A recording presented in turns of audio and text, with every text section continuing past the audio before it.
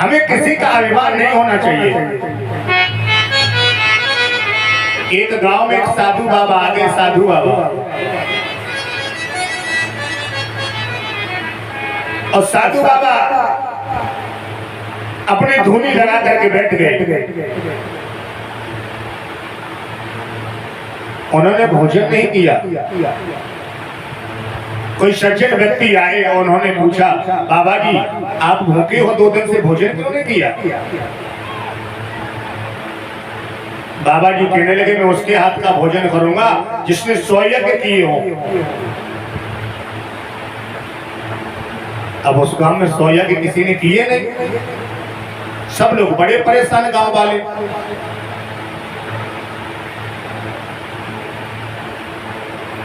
बाबा जी भोजन नहीं कर रहे हैं। एक नई शादी होकर के पढ़ी लिखी लड़की उस गांव में आई। उसकी सास ने कहा, आज 3 दिन हो गए बाबा जी को भोजन नहीं कर रहे हैं। उनकी जिद है कि जिसने 100 यज्ञ पूरे किए हों उसके हाथ से बाबा जी भोजन करेंगे। तो पढ़ी लिखी लड़की कहने लगी कि सासू मां चिंता मत करो, बाबा जी को मैं भोजन कराऊंगी।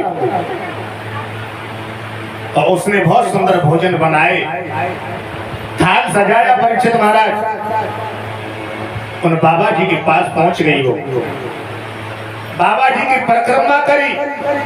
परिक्रमा करके दंडवत प्रणाम किया बाबा जी को और भोजन की थाली सामने रख ली। बाबा जी ने पूछा, बेटी क्या तुमने 100 यज्ञ कर लिए? तो उसने बहुत सुंदर जवाब दिया, बाबा जी 100 यज्ञ तो बहुत थोड़े, 100 यज्ञ तो बहुत कम है। तब उसने कहा, हे बाबा जी संत मिलन को चाहिए,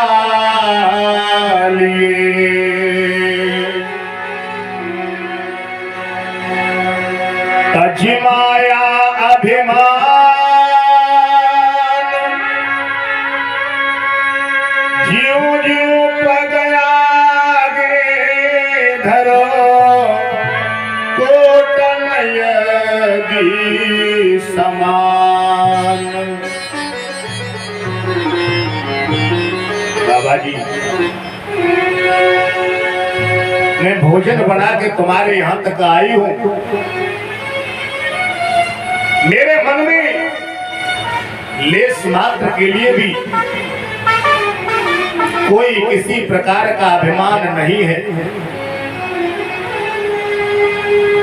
100 यज्ञ की चली क्या, करोड़ों यज्ञ मैंने कर लिए हैं बाबा जी, आप भोजन प्राप्त कीजिए।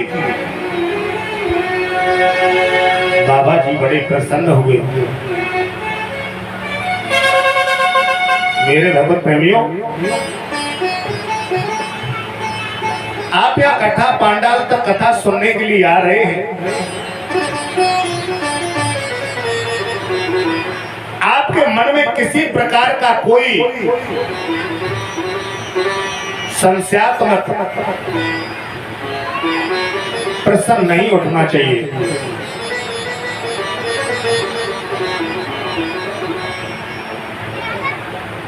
किसी प्रकार का हमें अभिमान, राग द्वेष नहीं होना चाहिए।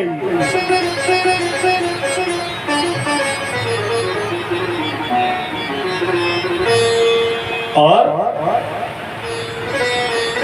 आपस में लड़ते झगड़ते रहना, आपस में एक दूसरे की बुराई करते रहना। लेकिन भगवान की ये श्रीमद् भागवत कथा है, इससे कभी विरोध मत करना। इसका विरोध हो मत करना। ये भगवान कृष्ण का वांगमय स्वरूप है। साक्षात भगवान कन्हैया साकार रूप में श्रीमद् भागवत कथा के रूप में है।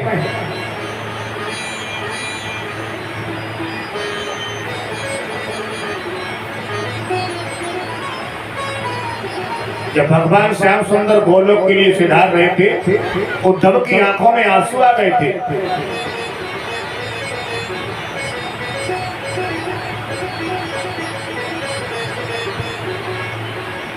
भगवान कन्हैया ने उद्धव से पूछा, उद्धव आपकी आंखों में आंसू, आप तो परम ज्ञानी हो, रो क्यों रहे हो?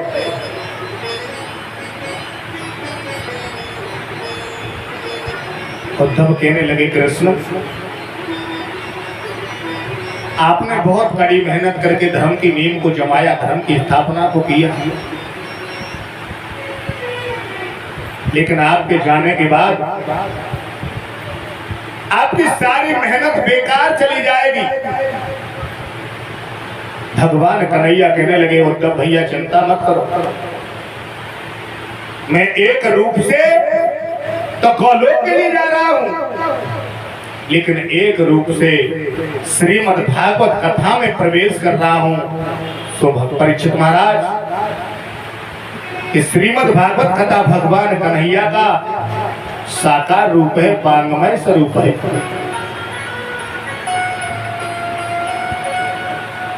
इस कथा से कभी विरोध मत करना।